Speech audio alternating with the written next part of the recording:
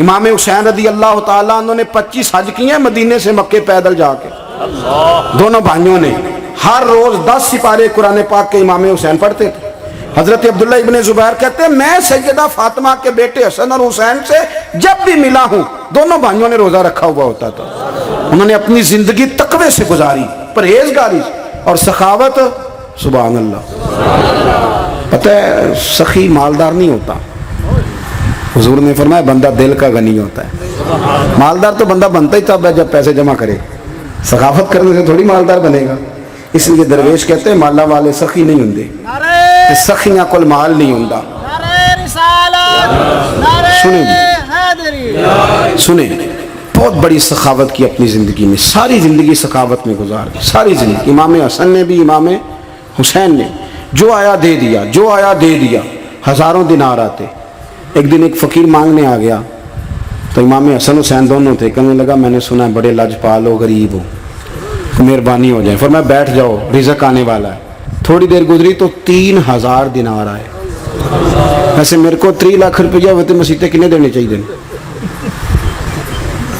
میں اپنا پہ پوچھنا تو اڑا تے پوچھیا ہی نہیں، میں مشورہ پہ لینا۔ 3 لاکھ جو میرے کو ہوتے مسیطے کنے دینے چاہیے؟ تسی ظاہر ہے ان کو دیانتداری والا مشورہ ہی دینا ہے نا، جو نہیں کرنا جو ہی دسنا دینا۔ کتنا 1000؟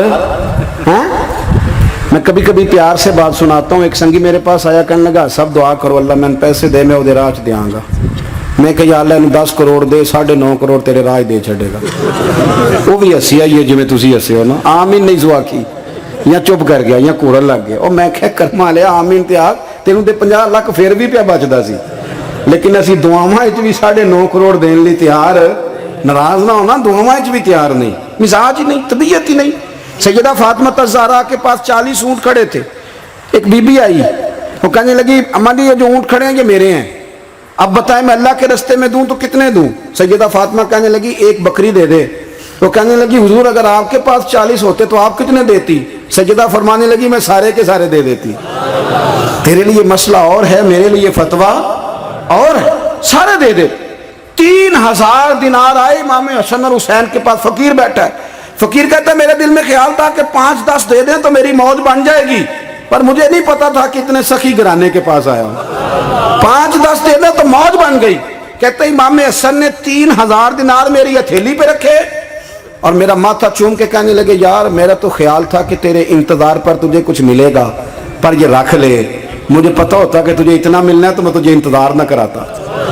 جلدی دے، خود بھیک دے، خود ہی کہے منگتے کا بھلا ہو۔ اپنی زندگی نفاست سے گزاری اہل بیت، قربانی دے کے گزاری۔ مولا علی شیر خدا نے اپنی زندگی ساری 9 سال کی عمر تھی جب کلمہ پڑھا تھا، 9 سال حضور نے سب گھر والوں کی دعوت پکائی، اور جب سب لوگ آ گئے سارے خاندان والے تو فرمایا میں اللہ کا نبی ہوں، کون کون میری مدد کرے گا؟ آپ کو پتہ ہے نا کہ جب مشکل وقت آتا ہے نا یہ تو تب پتہ چلتا ہے نا ساتھ کون چلتا ہے۔ امیر آدمی ہو نا جس کے پاس 10 کروڑ روپیہ ہو اور وہ اپنے مکان کا 3را لینٹر ڈالنے لگے نا، 3را، تو سارے بڑے بڑے لوگ آ کے پوچھتے ہیں چودھری صاحب کوئی ضرورت ہوئی تو بتانا، پیسے پوچھے۔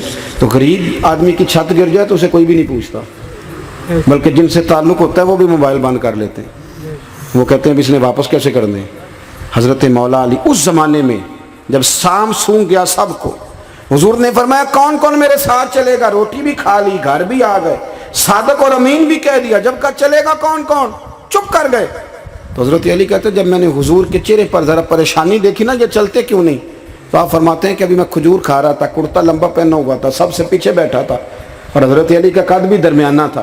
آپ فرماتے ہیں میں اٹھا اور کھجور ابھی میرے منہ میں تھی، جھٹپٹ میں نے اسی طرح نکال کر جیب میں ڈال اور میں پنجوں کے بل کھڑا ہو گیا، دونوں بازو کھڑے کر کے کہا حضور یہ نہیں بولتے تو نہ بولیں، انا ناصرو کا یا رسول اللہ، انا حافظو کا یا رسول اللہ۔ حضور آپ جہاں جہاں کہیں گے علی آپ کا مددگار بنے گا، دین کی مدد کرے گا، اور اگر آپ تک کوئی آئے گا تو علی آپ کی حفاظت کرے گا۔ 9 سال کی عمر میں چلے علی دین کی نوکری کے لیے، پھر بدر میں بھی پہلی صف میں، احد میں بھی پہلی صف میں، خندق میں بھی پہلی صف میں۔ ایک جنگ میں حضور نے کہا علی تو رہ جا، اس دفعہ رہ جا، تو عرض کی رو پڑے حضرت علی، دلیر آدمی تھے، رو پڑے، کہنے لگے حضور آپ مجھے بچوں اور عورتوں کے پاس چھوڑ کے جا رہے ہیں؟ حضور مجھے لے چلے میں میدان کا، زندگی ساری گزار دی، ساری زندگی گزار دی، اپنے زمانے میں آپس کا اختلاف بھی دیکھا، ساری زندگی شیر خدا نے دین کو دے دی۔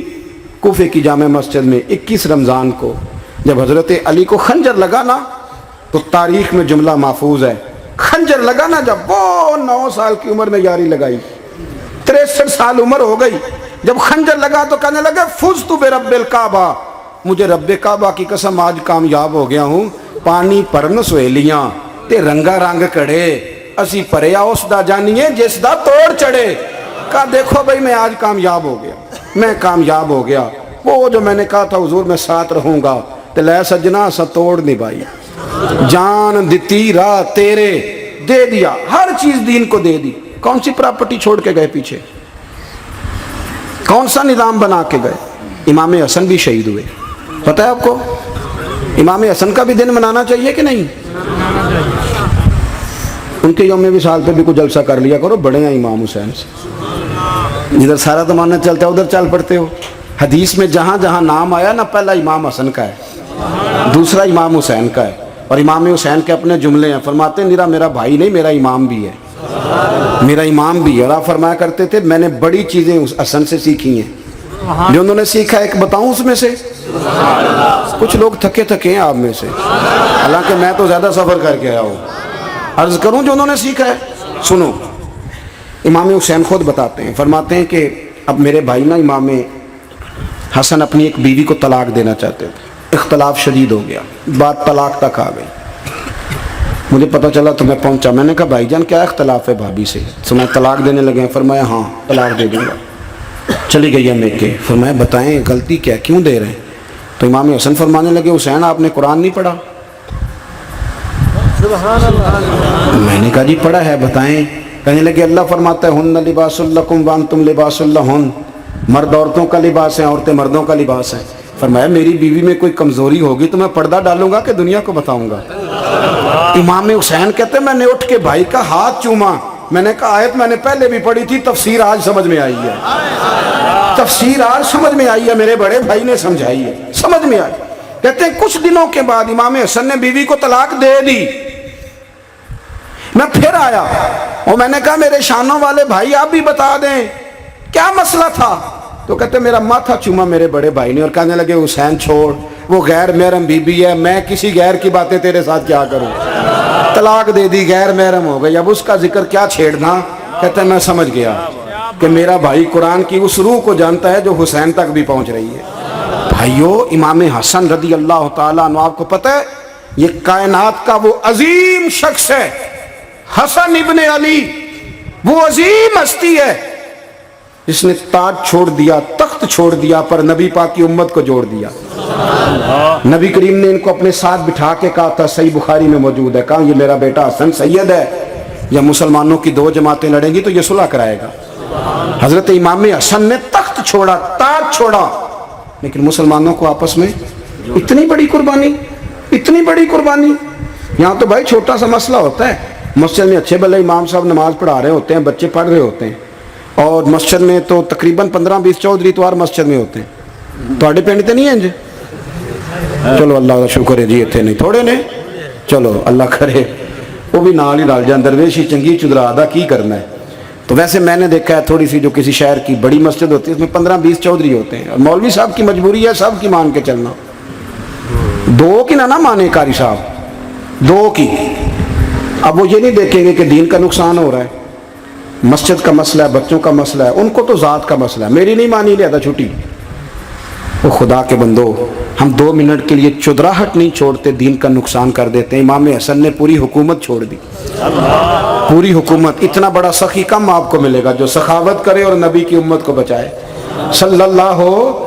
یہ بات بیان نہیں ہوتی، اکثر نہیں ہوتی، شاید پورے کربلا میں آپ نے نہ سنی ہو، اللہ ماشاءاللہ۔ اس کو سمجھے امام حسن۔ اور پھر مزے کی بات، امام حسن بھی شہید ہوئے، انہیں زہر دیا گیا، اور جب وہ شدید بیمار ہو گئے نا، زہر اثر کر گیا، تو امام حسین آئے، بڑے پریشان ہوئے، رو پڑے، کہنے لگے بھائی مجھے بتاؤ کس نے زہر دیا؟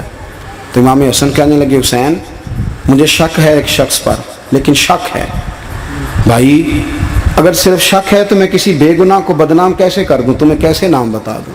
یہ नामालूम पर्चे कराते नहीं हम रोज ही नामालूम पर्चे, जिस पे दुश्मनी है उसका नाम लिखा दो, खत्म हो गई बात।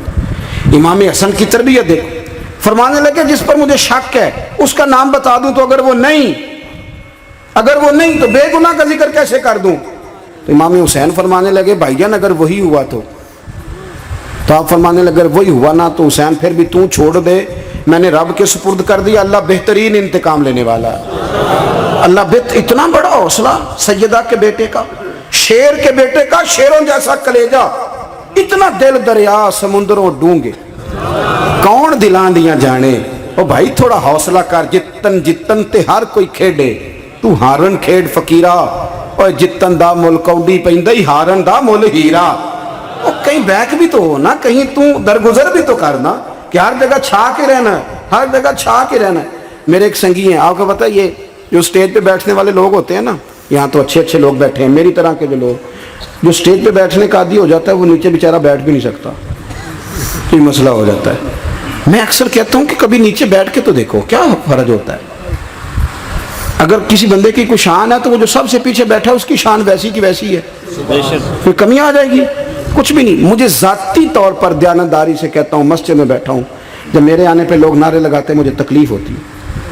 मैं कहता हूँ यार नबी पाक की नात चल रही थी, उसका अदब ज़्यादा है या अजमल कादरी का अदब ज़्यादा है? छोड़ें आप, जो आया है वो बैठ जाएगा, ख़त्म हो गई बात। और वैसे भी जो लोग जलसों के लिए मेहनत करते हैं ना, बेचारे इश्तिहार लगाते हैं, मस्जिद की सफाई करते हैं, जो लंगर पकाते हैं, वो तो स्टेज पे आते नहीं, हालांकि ज़्यादा सवाब तो उनको मिलता है, वो तो पीछे छुपे होते हैं। मैं कई दफ़ा मुझे पता चल जाए ना इस कारकुन ने ज़्यादा काम किया इस जलसे के लिए, तो मैं उसके कान में कहता हूँ मेरे लिए भी दुआ करी, इसलिए कि तूने मेहनत की है, तेरा अजर और है।